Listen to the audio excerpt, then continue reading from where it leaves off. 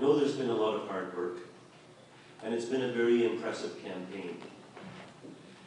It shows what can happen when a community works together. Thanks to those who attended the meetings and those who have written the letters.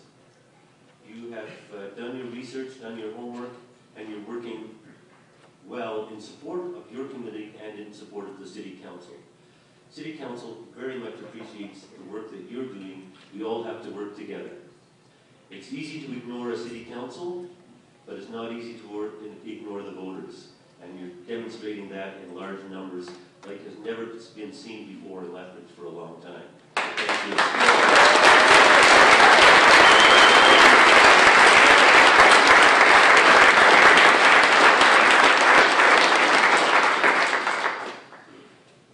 On City Council, we do appreciate your support. I know we have Councillor Blaine Higgin here tonight. Blaine.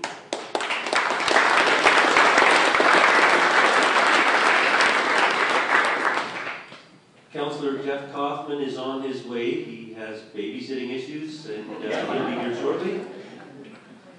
The other councillors are in meetings, some are traveling out of the country, but you know that every motion that has dealt with urban drilling that has come to City Council has been passed unanimously.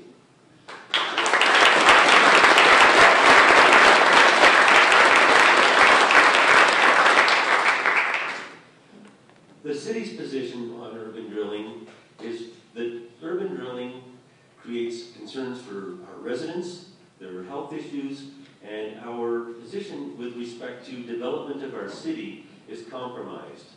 So with every other industry, we can create an industrial park, we can locate them east of the city, on the winds are blowing, if there's any odors, if there's any risks, if there's a fire, it's all going out of the city and not across residential areas.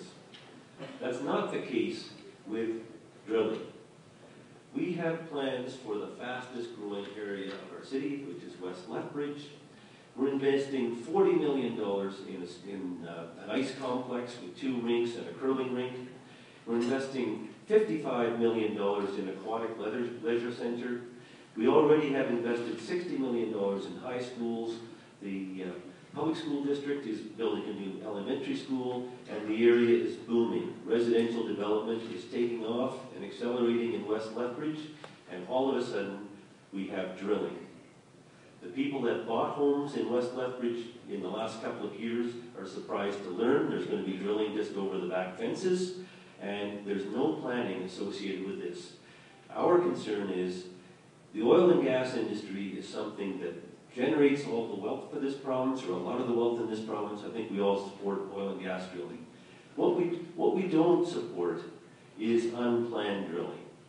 And the issue we have today is we can't plan properly as municipalities when oil and gas drilling can happen in the park across the street from your house or anywhere else in this city without regulation. Every other industry can be regulated except oil and gas.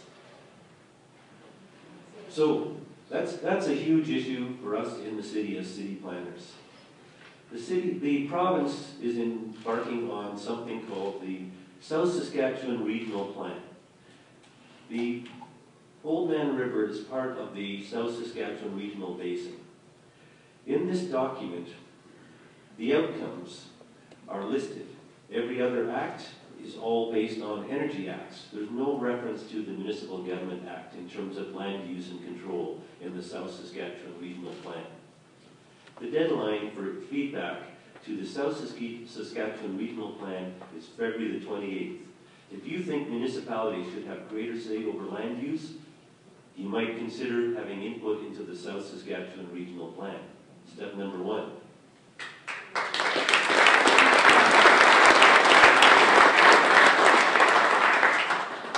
In terms of land and water use, outcome number 1 is to facilitate oil and gas exploration and drilling. Is that your preferred outcome? No. So you want to take a look at the South Saskatchewan Regional Plan and provide our government with feedback on your priorities and see if they align with theirs. In terms of recent correspondence, I've met with Ken Hughes, I've met with Diana McQueen, I've followed up with letters. I followed up on this very issue, that urban drilling is something that needs to be addressed. In August of 2012, Ken Hughes was the Minister of Energy and said that he would be bringing forward a policy on urban drilling. We've since had 2 incidents in Calgary, in the Country Hills area and in South Calgary. In those cases, interestingly, the oil company was persuaded to go away, but we still have no policy on urban drilling in this province. I mentioned that issue to the new minister, Diana McQueen, and I also mentioned it last week when Premier Redford was here. She said, we have work to do.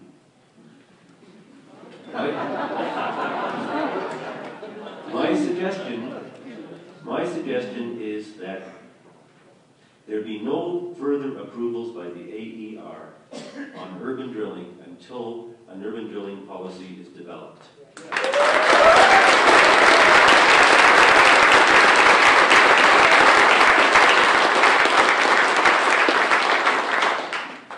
The day after I met Premier Redford, I wrote a letter to her on the topics that we have to work on, one of which is urban drilling, and I've suggested a freeze on urban drilling until that policy comes forward.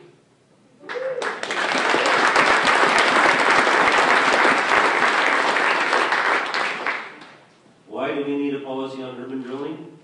Well, many of the reasons are sitting here tonight, but municipalities also need clarity on urban drilling, and the industry needs clarity on urban drilling. So we need to know what the future looks like. This isn't, Calgary's happened twice. This is the 3rd time. It's in Lethbridge. This issue is not going away. We need a government policy on urban drilling. It's going to keep happening. So with that, all I'd like to say is your city council is still representing you and working with you on the issues. And I would like to thank all of you for your passion, for your interest, and your concern about urban drilling. It's something we all have to work on together, and we have to work with the government, with the opposition parties, and we have to come up with the best policies for people in Lethbridge and people for living across Alberta. So thank you very much for putting on this forum tonight. Thanks for the opportunity to speak with you, and look forward to working with you and for you for the next few years. Thank you. Let me now introduce our panelists. Jason Hale is the MLA for the constituency of Strathmore Brooks and is the energy critic for the Wild Rose Party.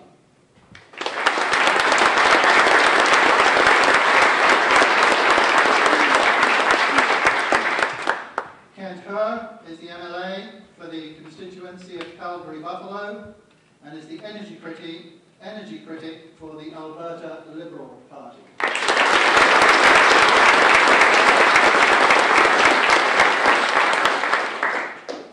Brian Mason is the MLA for the constituency of Edmonton Highlands Norwood and is the leader and energy critic for the Alberta New Democratic Party. The people of Lethbridge have been on the forefront of an issue that is becoming ever more important in our growing province and in our booming economy. As the footprints of our urban populated centres continue to get larger, the issue of urban drilling has been thrust into the public spotlight. And that's why we're here tonight. The question of how to balance competing interests on both sides of this issue is complex. We're talking about balancing between the need to extract resources for the benefit of all Albertans with protecting the rights of those who live in or near the leased land in question. However, as with several other issues, Wild Rose believes the solutions can and should be made at a local level. As it stands currently, municipalities have no say on how their resources are extracted inside their boundaries. Lease deals are arranged and completed without municipal input, and any conflicts arising from them aren't dealt with until after the fact. It's our view that municipalities should be brought into the process much earlier, and they should have some say whether or not there is drilling inside their boundaries. Instead, they are forced to go along with provincial land use policies that can conflict with their own future development plans. Earlier this year, the PCs promised they would address this issue by coming up with an urban drilling policy. They have yet to follow through on that promise, which I suspect is a big reason there's no government representation here tonight. If and when they actually get around to drafting that policy, proper municipal consultation must be a key component of it. By involving local representatives at the outset, residents' concerns can be heard before decisions get made, and the result will be better public policy and outcomes for everybody. The Alberta Liberals believe it is time in this province to go to a no urban drilling policy. Not only the citizens of Lethbridge who have spoken on this issue, but the citizens of Calgary, the citizens of Edmonton and other jurisdictions who simply have said we do not want drilling in our neighborhoods. Furthermore, it doesn't allow for good, effective urban planning. It doesn't allow our city councils to develop their cities in the way that they wish to do. And this, our rules and regulations are drafted from a bygone era when that have no place in today's society. Second thing, you would also help our industry partners. Let's remember, Gold Key Resources, they're simply following the rules as they're drafted. What this policy will do will allow our industry to know that there is no more urban drilling, they'll be able to go drill elsewhere and free them up from the process. It's clear, it's easy, it's simple, and I think it reflects what the Alberta citizenry wants, and we encourage the Premier Redford to get on with it and do what the citizens of Alberta wish to happen. The government's approach puts the companies that want to drill close to homes, schools, and businesses ahead of the people who live, go to school, and work there. I know and you know that that's just not right. Alberta's New Democrats have been clear about where we stand on this project from the very beginning. We oppose Golden Key's application, and we oppose drilling within urban boundaries. 2 weeks ago, here in Lethbridge, I announced our policy on urban drilling, and it's very simple. First of all, the government should ban all drilling in urban areas.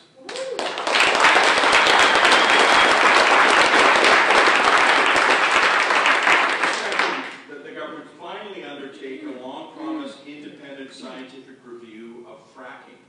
And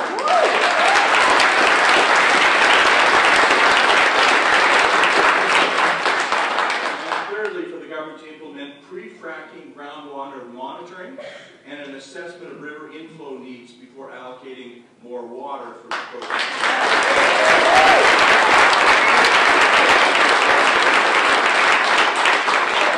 These 3 steps would be a great start to fixing the way we deal with urban drilling and fracking here in Alberta. But there would still be significant problems with the energy regulator, as well as the PC government's coziness with oil and gas. The PC Energy Minister is here tonight, but we know that her office has been giving confidential guidance to Golden Key about this very application. You can count on New Democrats to stand with Lethbridge in this fight. Unlike the other parties, we do not accept donations from oil and gas companies, and you can count on us to stand up for you.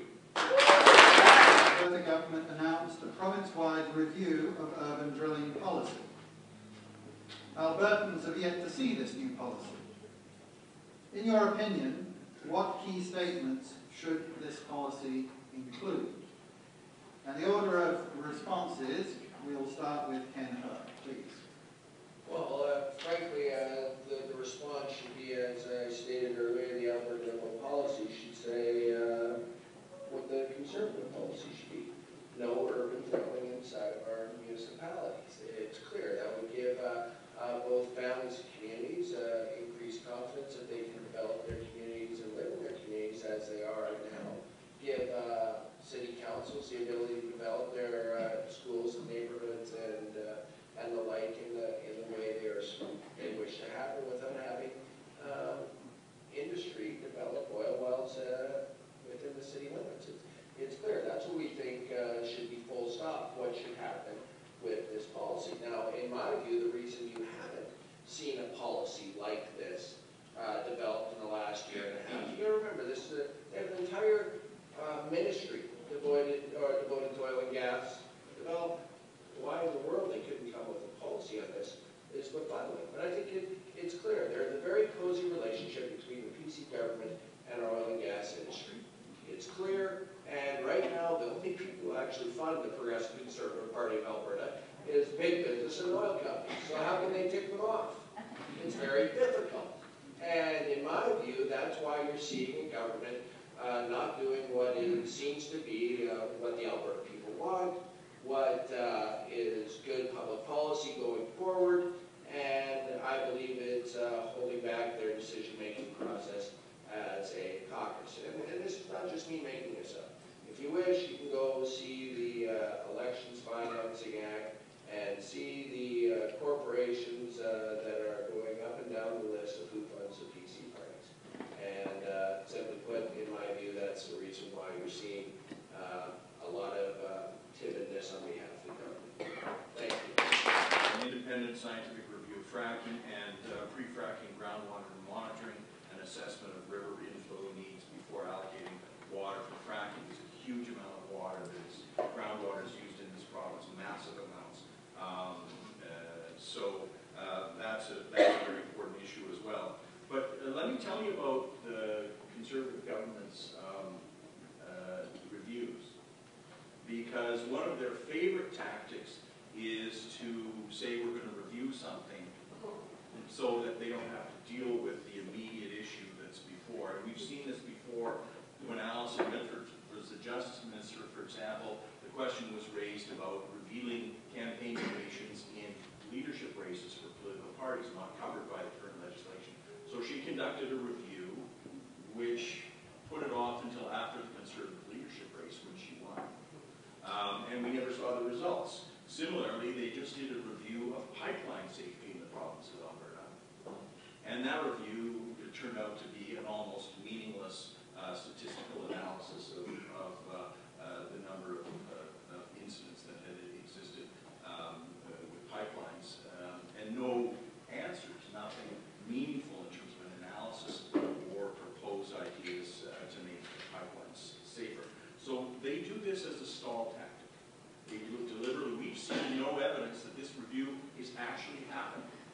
We have no information about this review, and as far as we're concerned, it is just a stall so that they can go ahead with the golden key issue and to try and divert public anger from the government for their failure to protect communities. We were opposed to it then. We are still opposed to it.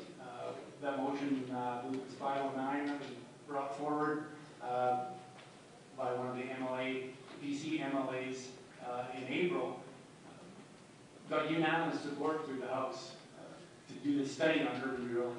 I spoke in favor of doing the study on urban drilling. Now, as the other guys up here mentioned, that nothing has been done. They say that they're working on it. Well, I don't think they're working on it. We need to ensure that our communities, before any mineral licenses are sold, the local council must be part of that decision making. If that local council does not want drilling within their city boundaries, that must be upheld. They represent the people. That's their job. That allows them to carry on with their development plans, and they can plan their growth. If these wells are sprung up on them after the fact, and it also goes against the energy companies. We saw it in Fort McMurray. Those companies that had the mineral leases bought around the city of Fort McMurray, they had invested millions of dollars in. All of a sudden, Fort McMurray has nowhere left to expand, so they retract those leases from those energy companies, which cost them a lot of money. So that it will help the energy companies too. They know before they buy any mineral lease that yes, the local urban municipality will allow us to drill there. We can drill there. We can buy the lease rather than after the fact. It needs to be done before, and the municipalities need to be at that table making decisions. Municipalities have control over their development, except when it comes to mines and minerals. Should municipalities themselves have the ultimate control over the industrial development that goes on in their towns and cities, including mineral development? Or should the government of Alberta institute a province-wide policy on mineral development within municipal boundaries? Right. I think that there has to be some policy that takes into account the different interests, including the interests of the provincial government in ensuring that there's orderly economic development. But to completely over the land use development in their jurisdiction is wrong. And I think that there needs to be changes made to the Municipal Government Act that would empower municipalities to have a very serious stake in these kind of activities. Because I think they're the ones that are charged with making sure that land uses are compatible with each other. You don't have a chemical plant next to a kindergarten, and it's the municipal government's role to separate incompatible uses. And they can't do that in this case, so we need to fix that legislation. Yes, we believe that these local urban municipalities should have a say in the minerals underneath their cities. They are responsible for their residents, for their citizens, so they need to be included in that decision from the start. With the Municipal Government Act and the South Saskatchewan Regional Plan, we see how they're brought forward, and this land use planning is more or less dictated to the local municipalities. They have to follow the South Saskatchewan Regional Plan. If their bylaws do not follow what's in the South Saskatchewan Regional Plan, then they have to change it. Well, municipalities need to have more input on that regional plan so that they can portray what they want to do with their communities. Who knows better what to do in the city of Lethbridge? The city of Lethbridge Council or the ministers up in Edmonton? Well, of course it's the city of Lethbridge Council and their residents. They know what they need. They know the best ways to develop their city, and they shouldn't be having to fight with anybody else. The government, the oil companies, when they want to do their development and carry on with their plans. That is the way we see municipalities like Lethbridge and other municipalities around this province have local decision-making in regards to their development. And I see every confidence that the expertise is there to make those decisions on behalf of people. I will push back a bit on having every local municipality make the decision on urban drilling, and why I think it's better off to just have a province-wide ban on it. When you have every single municipality making different decisions on urban drilling, that gives no certainty to anyone. Okay? So really, you have oil company X, maybe we can apply in Medicine Hat, maybe we can't apply in Lethbridge, maybe we can apply in Fort McMurray, but not in wherever across Alberta. So I don't think that kind of policy works in this instance. So I think here the best public policy is simply to have a province-wide ban on urban drilling that allows both certainty. You know, the Alberta people have spoken on this. They don't want urban drilling. It's loud and clear, whether it's Lethbridge, Edmonton, Fort McMurray, or elsewhere. And this also would give certainty to the oil and gas partners that, okay guys, we can't drill there. Go elsewhere. Move on. I think that would allow more certainty to play. So that's why I think it's better from the province-wide ban in this instance, although I'm very supportive of hopefully getting municipalities the tools they need to govern more effectively in the 21st century. And an article in the Edmonton Journal dated January 19, 2014 states, and I quote, "Some Peace River area doctors are afraid to speak out about the health impacts of oil and gas activity, and in some cases have declined to treat area residents who wondered if their health problems were related to emissions," says one of two independent health experts hired by the Alberta Energy Regulator. Doctors fear negative consequences to their careers if they speak out. And in one case, one lab refused to process a test, says Dr. Margaret Sears, an Ontario expert in toxicology and health, who will appear this week at a special hearing into complaints about emissions from Bitex oil sands operation, 32 kilometres south of Peace River.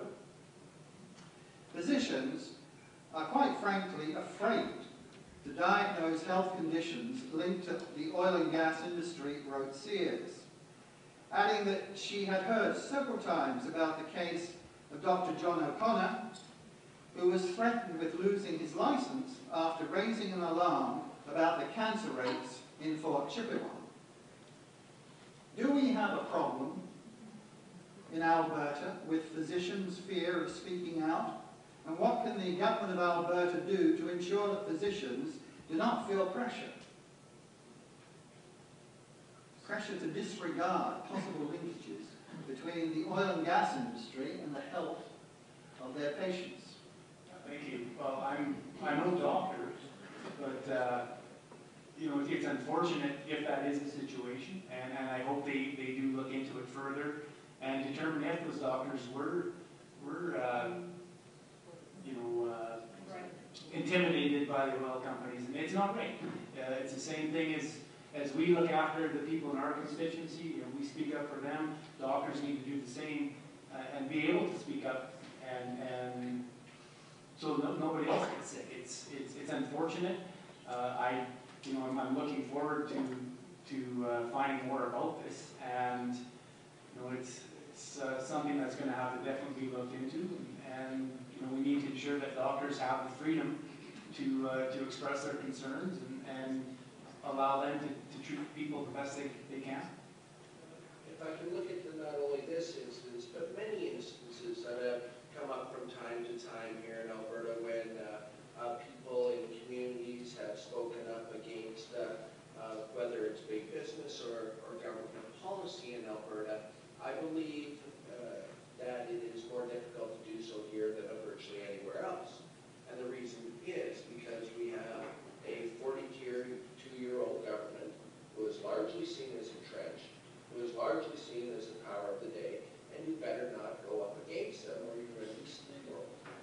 And we see that time and time again. I'm going back into past history, and I'm sure Brian can bring out many more circumstances than I can. But in fact, our David Swan, who is a member of our caucus, was fired by the provincial government because he dared talk about global warming and the realities here. Okay, he was fired by the provincial government. We have Professor Schindler, who wrote about water quality and toxicity up in the Peace River, and for years had stated the government openly dismissed and denied him, in fact vilified him, not only in the House, but outside of the House, that his claims are false. Sure enough, his claims are proven clear. This government takes a no-prisoners approach to those that go up against it, who recommend policies against it, and the like. And let's be clear, it's more difficult here because we see them as entrenched. In other jurisdictions, every 10 years or so, they throw the people out. Here, I'm glad you mentioned Dr. John O'Connor, because I've had the honor of meeting with him a couple of times in Fort McMurray discussing the issues that are dear to his heart. And he's just a regular family doctor that was working in a remote community. He saw these things, was very concerned about it, and he raised it. And he was brought before the College of Physicians and Surgeons on charges that was supported by the provincial government. I'm familiar with Dr. Swan's case as well. He was the medical officer of Health for Medicine Act. And when he spoke up about the impact of climate change on public health, as Kent said, he was fired. So there is this culture, this bullying culture within the progressive conservative government that has taken root as it's grown longer and longer in the tooth. There's a certain culture of entitlement that they have the divine right to govern, and nobody can challenge them. And I think that's a very serious problem.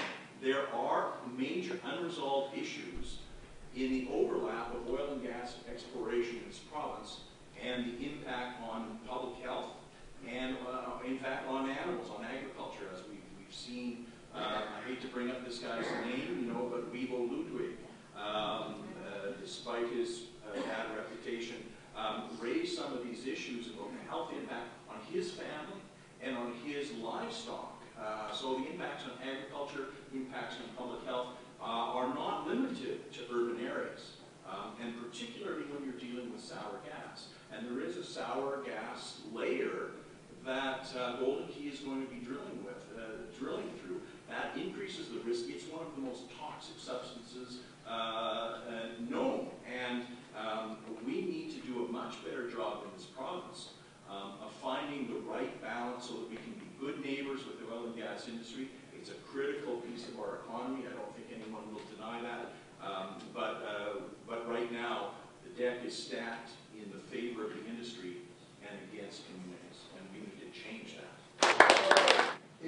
2012, the predecessor of the Alberta Energy Regulator, the Energy Resources Conservation Board, held 7 hearings out of the 36,382 registered applications.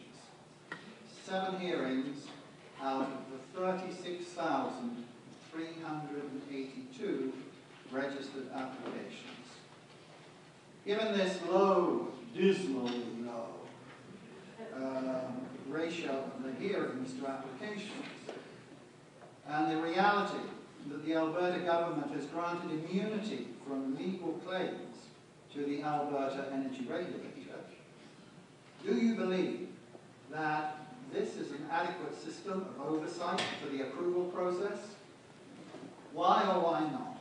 Please explain your position on that. And we'll start off with Kent Herr, please. Well, thank you very much, and this is a very good question. If we look at the change that we've seen recently to the Alberta Energy Regulator, in my view, it's a watered-down act that does not allow for significant oversight or ability for us to fully trust what this government is doing with this new system they put in place. Let me explain. Most often, when governments set up third-party tribunals, like the ARE is supposed to be, they're supposed to be independent bodies that base their decisions on science, reason, and what is best for not only the community but the province. What we have here set up with this new organization is an organization that is overarchingly controlled by the cabinet, the Progressive Conservative cabinet. They have both the ability to put who they want on that board. They have the ability to change the terms of reference of that board and implement public policy decisions that they wish for that board to make. So there's no independence in this new setup, and that to me is highly troubling.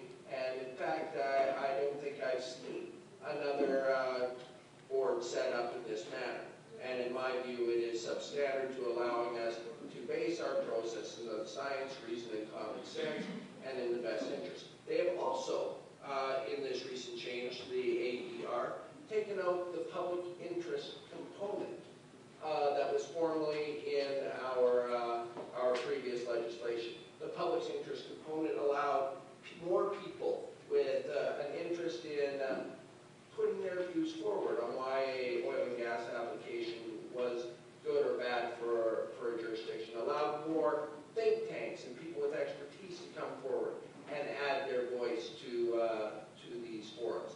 Now it's very difficult, even with the mayor here saying we don't want drilling in Lethbridge. That doesn't automatically trigger a public open debate on this issue. Really, it's a system that's fraught with feral and, in my view, political interference. Thank you. Well, it's very interesting. But I don't think people know this, that the old Energy Resources Conservation Board, as well as the AER, have their primary mandate the development, extraction of the mineral resources under their jurisdiction, rather than any other factor like protecting the public interest or protecting, for example, property values or protecting public health, any of those sorts of things. So it's always been driven, but it's been driven by that interest, but it's much worse now. I don't know if people know this, but when they set up the AER, they set it up so it's entirely industry funded. Yeah. As Kent mentioned, it no longer has a duty of care to individuals and communities, and they remove the oversight of these applications from the Department of Environment. And so the environmental oversight is now within AER and the Energy Department.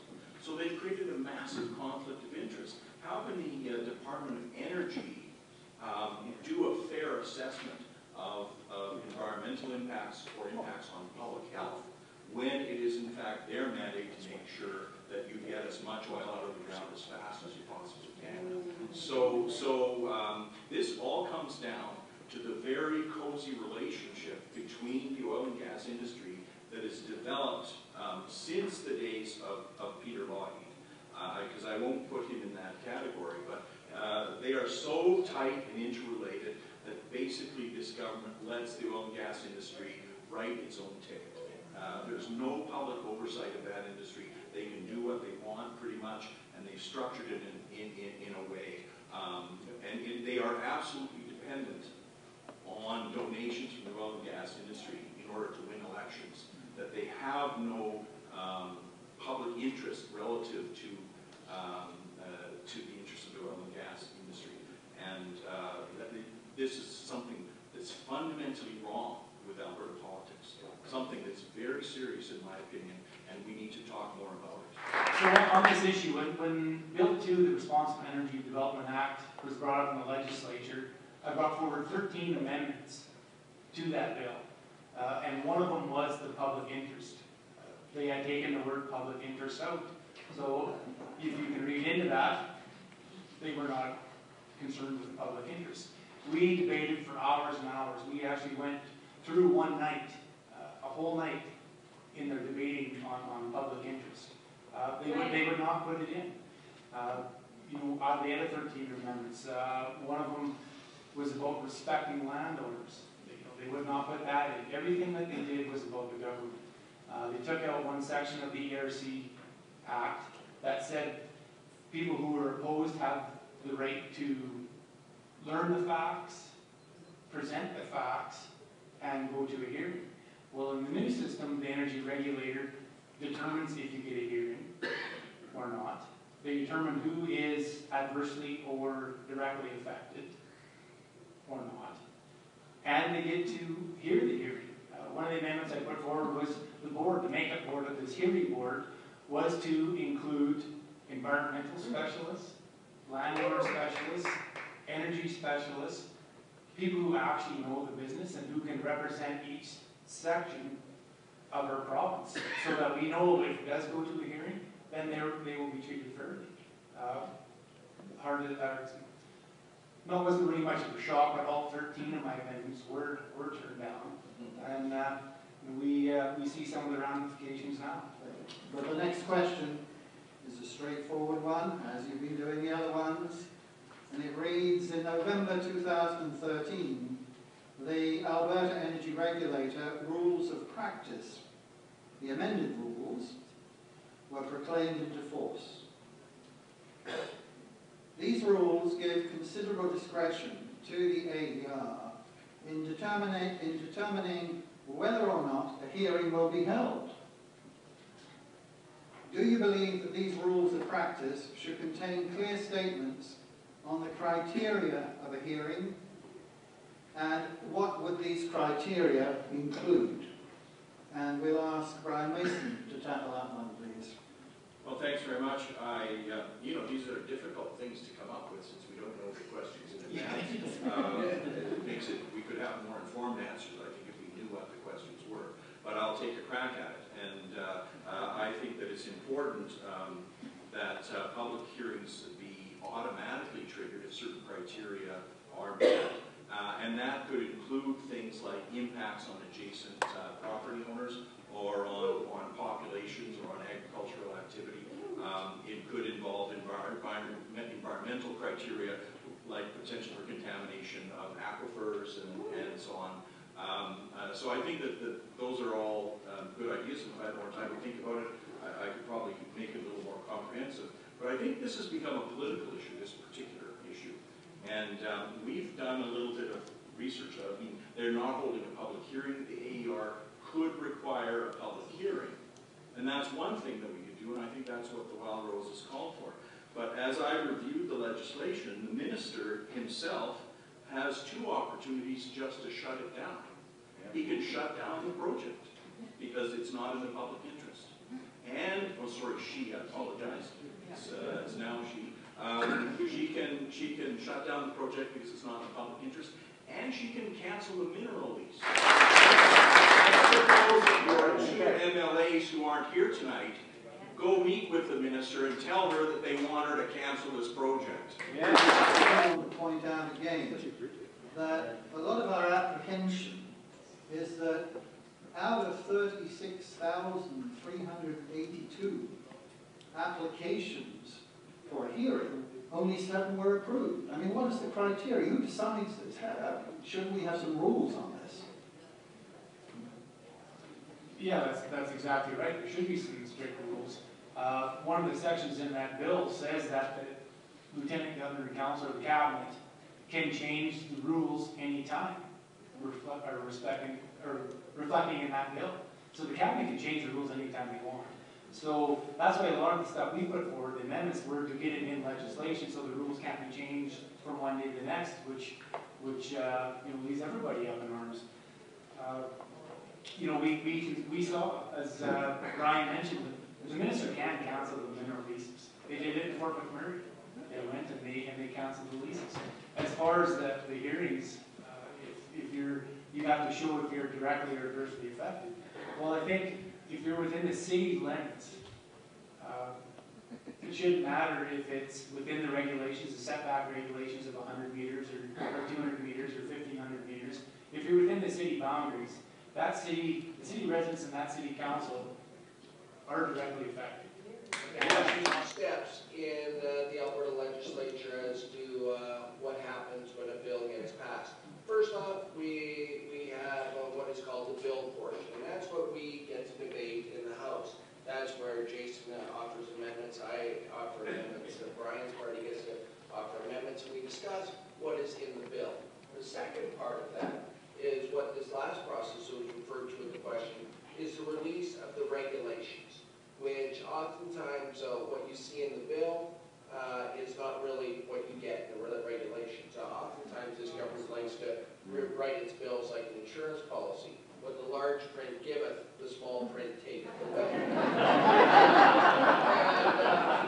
But in reviewing for this event here tonight, I reviewed the AlbertaLawBlog.com and the Alberta Environmental Center blog on what happened in this bill approach to set up the Alberta Energy Regulator.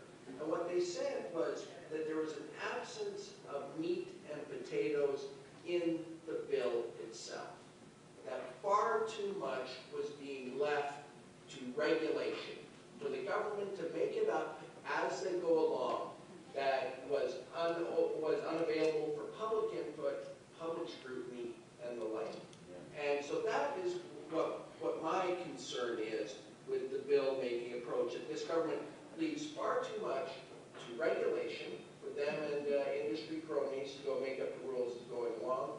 And if they still don't like what they make up that we can't discuss in the cabinet or in the legislature, they say, well, we'll change it as we want as a caucus anyway.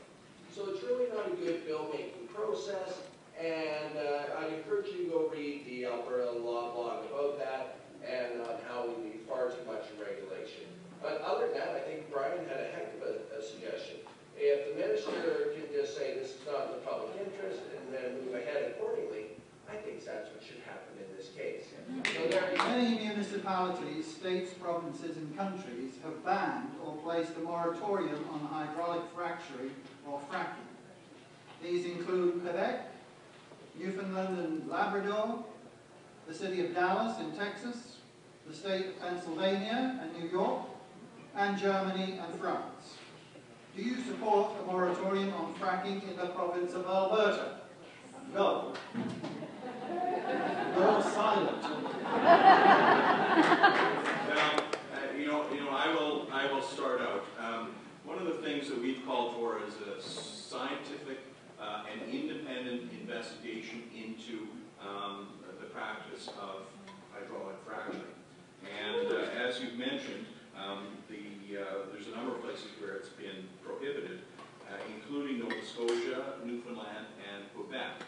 Now, I recently had a cross-Canada phone conference with the NDP energy critics across Canada, as well as the federal energy critic. And we sort of went down the line, what's the status of fracking in your province? And in the east, there was no fracking at all, and there was a lot of opposition and so on. And then we hit Manitoba, and all of a sudden people are saying, well, listen, the horses are out of the barn here.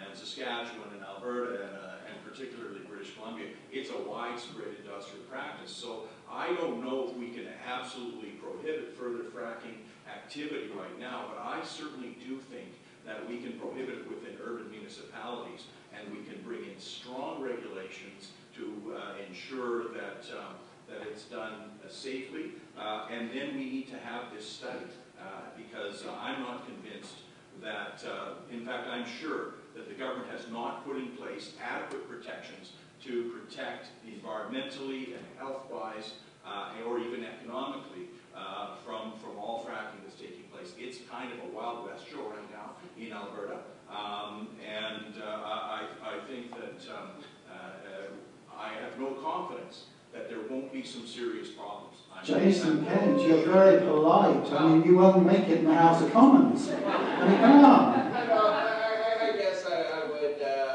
just echo some of Brian's comments here. To be fair, we have been fracking in this province for 70 years.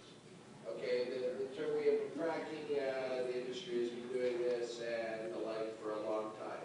I don't know whether we've ever gotten a handle on the science, and I think given that there are as many questions here in this room about its validity, I would like to assure the Alberta people that it is a safe and viable practice, and having an independent third party go through it in the Alberta context and looking at everything we use would be a good first step and a good thing for our government to do. Okay?